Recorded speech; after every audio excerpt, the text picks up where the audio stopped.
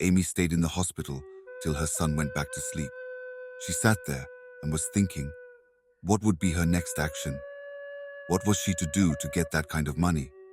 She had prayed, she fasted, she begged. There wasn't any solution forthcoming. There was only one remaining option, the evil proposal. She wanted to ward off the thought because she knew that if she did it, she will spend her whole life regretting it. But no, she thought, there wasn't anything else she could do. She was already pushed to the wall. She told herself that she would do anything, even if it required drastic measures. He was her son. She could sacrifice her life for him. As she was still in deep thought, a nurse came into the room. "Ma'am, the doctor would like to see you." "Okay, I'm coming." She knew what he was calling her for already, to give her the reminder about the ultimatum of her son's final date for the surgery. She walked to his office to fulfill all righteousness. Everyone that saw her knew that there was something really wrong. She reached the doctor's office and knocked on the door. "Yes, you can come in," the doctor's voice was heard from inside, saying in reply to the knock. "Oh, Miss Amy, come in, take your seat," the doctor said immediately. She entered his office. "I guess you already know what I want to tell you, because it's what I remind you about every now and then." "Yes, doctor, I know already," Amy replied. "It's remaining just 2 weeks, Amy. You have to come up with something very fast, or your son's life would be at stake. They need to start the surgery early enough, or there may be more complications if it's done later, so it's better you do something before this week runs out. I would have loved to help, but as you can see, the country's economy is not in good shape." The doctor babbled on. Amy just watched as the doctor talked. Tears started to roll down her eyes. It reached a point where she couldn't even hear what he was saying anymore. She just stared into thin air. She was lost in her own world. She already had enough problems hanging around her shoulders. It was not the doctor's job to remind her of it every time. "Miss Amy," the doctor called. She was so lost in thought that she didn't hear him. "Miss Amy," he called once more, clicking his fingers. "Yes, yes," she answered, as if she just woke up from a trance. "Yes, doctor. What were you saying?" Amy asked. "I said you can go," the doctor replied. Okay. You finished saying what you were saying?" Amy asked. "Yes, Miss, you can go now," the doctor said. He watched as she stood up to go. He pitied the woman. She may just run mad very soon, he thought. Amy walked back to her son's ward. She entered it and sat down on the chair she was always on, the one nearest to her son.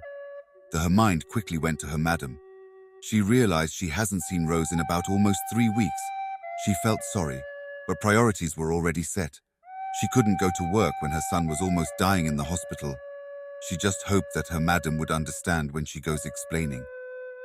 She must have gotten someone new already, since she needs a helping hand, Amy thought.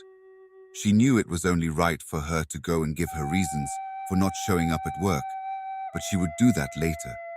It wasn't among her top priorities. She had to look for a way to get money for her son's treatment first. She decided to go meet her, the woman who gave her the proposal. She just hoped the proposal was still open.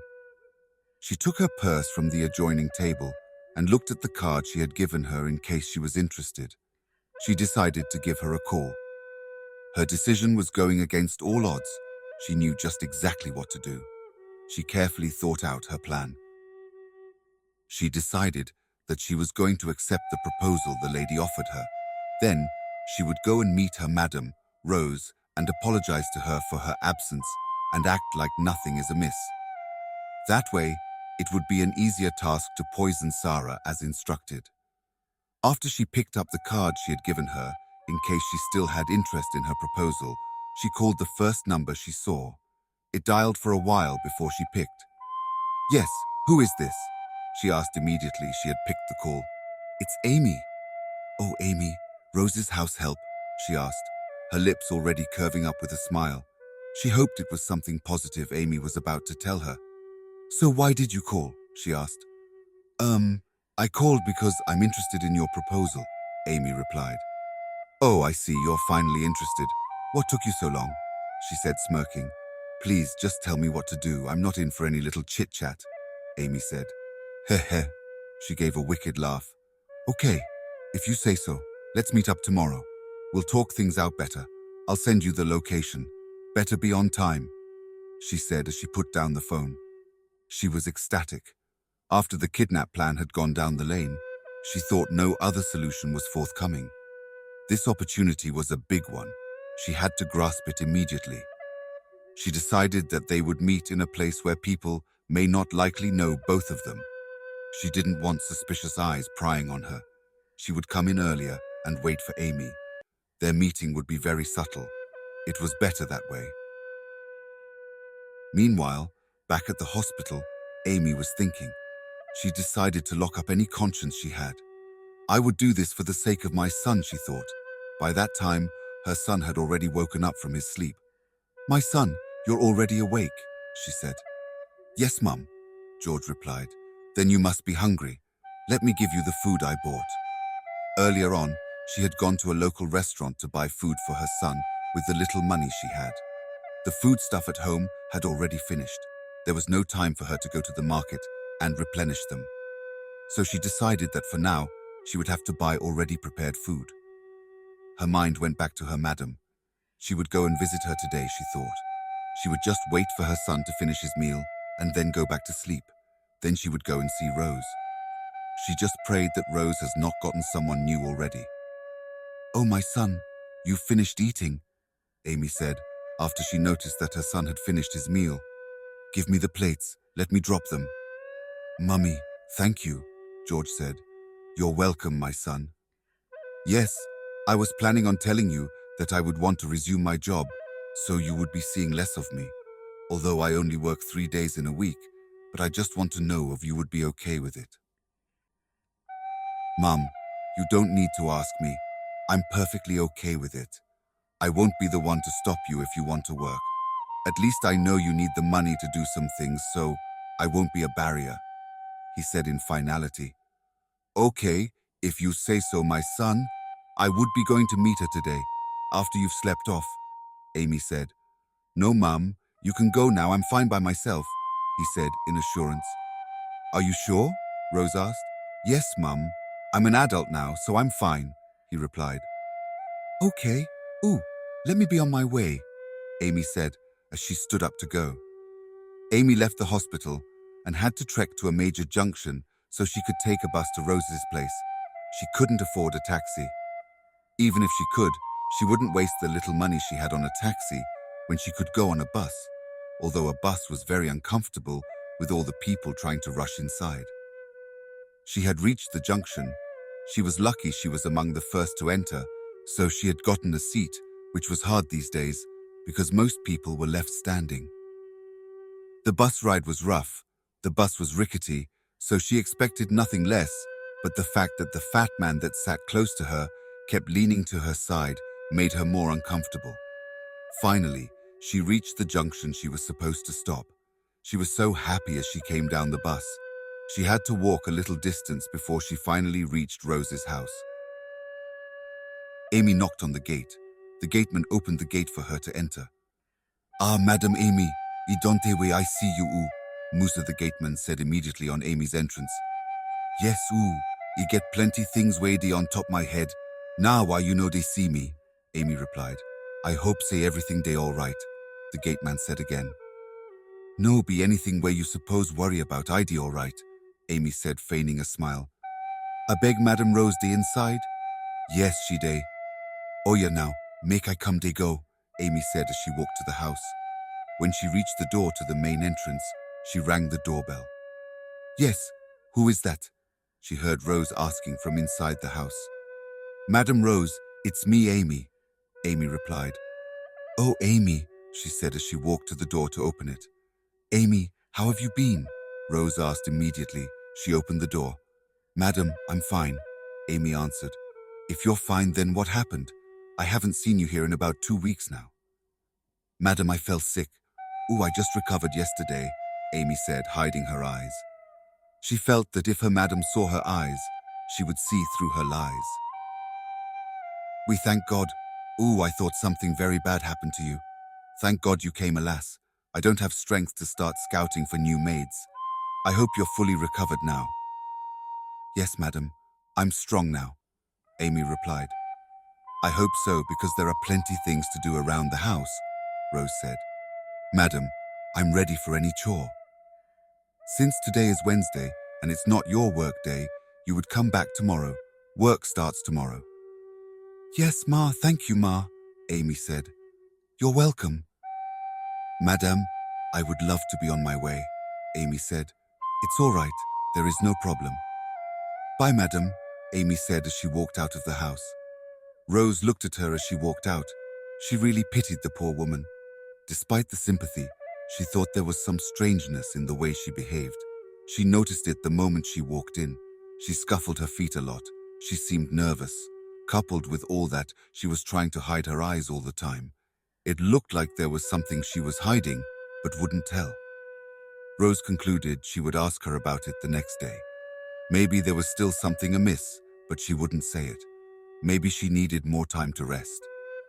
If that's what she needs, I won't hesitate to give it to her, Rose thought. Meanwhile, Amy walked out of the house. She told the gateman goodbye before she walked out of the gate. Immediately she reached outside. She heaved a sigh of relief. The living room had been so stuffy, maybe she was the only one that felt it. She knew she was a very bad liar. She just hoped she would be able to keep up with the lies before Rose noticed anything. She wondered if Rose noticed her uneasiness while they were talking. She walked out of the area fast to take a bus back to the hospital. Her son must be asleep by this time, she thought. The next day, Amy went to meet her. She had sent the location where they would meet as promised. When Amy arrived, she was shocked. She saw her there already waiting. Amy, you've arrived, she said, as Amy took the seat opposite her. Yes, I'm here, and I'm not ready for small talk, so I would really want you to go straight to the point. Just give me the instructions so that I can be on my way, Amy said, an angry expression on her face. Hey, Amy, chill a little. I know we're here for business, but we don't have to be so cold to each other, she said. So what am I to do? Amy said, waving off her treaty. As I have told you before, you just have to poison Sarah. That's all I want. I want her dead. Rose looked at her and wondered how someone would be this wicked, how someone would hatch such hate in the person's heart. She looked at herself and laughed. She had no right to judge. She was partaking in the evil act. It made her no different from this evil woman. So, see the poison here? You would put it into her food. It would force her to sleep, then she would die in her sleep. That's all, she said. Amy looked at her in disgust as she collected the poison. She didn't know what it was, but it was colorless and odorless in a colorless bottle. She took it and inserted it into her bag. So, what else do you need? Amy asked, after she had put the poison in her bag. Nothing else. This is a check for 2 million naira. When you finish the task, you can come back for the remainder, she said, as she placed an already signed check in front of Amy. I'll be on my way, Amy said as she stood up to go. Amy walked out very quickly. She went back to her son in the hospital. Meanwhile, that same day, Lola and Tony had come to visit Rose. So you said that you visited your mom 3 times since that day? Tony asked. You're right, 2 times with Sarah. It was fun. The 3rd time I went alone, we had great mother and daughter bonding time. I loved it. My only problem is Mike. I just hope he doesn't find out. If he does, I'll be in hot soup, Rose complained. Come on, it's not like there is anyone out there that jobless that will go and start telling him, Tony said. Don't say that. You've not heard of those people that do carry other people's problems for them, Lola said. Yes, I forgot to tell you guys. My maid, Amy. She came here today, just like an hour before you guys came. What did she say her problem was? Tony asked. She told me that she was sick. That was the reason why she's not been coming, Rose replied. I don't know why it sounds like a lie, Lola said. Exactly, my sister. I was just about to say that, Tony put in. Even if she was sick, couldn't she call or at least send a text? Tony added. You people should not just judge her. You don't know the circumstances she was surrounded in. Don't just conclude, Rose said. Okay, Lola said. Rose, do you know what your problem is? Tony asked. What is my problem? Rose asked, squinting her face. Your problem is that you trust people a lot, Tony answered. And do you know what your problem is too? Rose asked Tony. What? You always choose to look at the negative side of everything, the bad side of people. You'll never notice the good side, Rose replied. You'll be busy looking at the good side. When something happens, don't say I didn't inform you. Yes, I've heard, Rose said, shaking her head. Anyways, I told her to start work tomorrow. I'm happy, because if she hadn't come back, it would have been so difficult for me to find someone new. All these young girls that would be snatching someone's husband. Although she's old, she does everything with energy. I like her, Rose said in conclusion. So how is Sarah and Mike, your husband? Lola asked. They're all fine. I've been trying my best possible to stay out of Mike's way. It's yielding results though, but I still get angry slaps and stares once in a while. I just pray God will listen to my prayers and make my marriage happy again. I pray he would change my husband. Rose, don't worry, we're also praying for you. Things will change by God's grace, Tony said. Thank you, my friend, Rose said. The next morning, Amy had come early to work. Oh, Amy, you're here already, Rose said as she opened the door for her to come in. By that time, Mike had already gone to work and Sarah had gone to school too. It was a Thursday. Amy only came to work 3 times a week, Tuesdays, Thursdays, and Saturdays. She knew she would not be able to carry out her plan. It was too early to do it, but she couldn't wait too long. Her son didn't have much time. She decided that Saturday would be the best day to do it.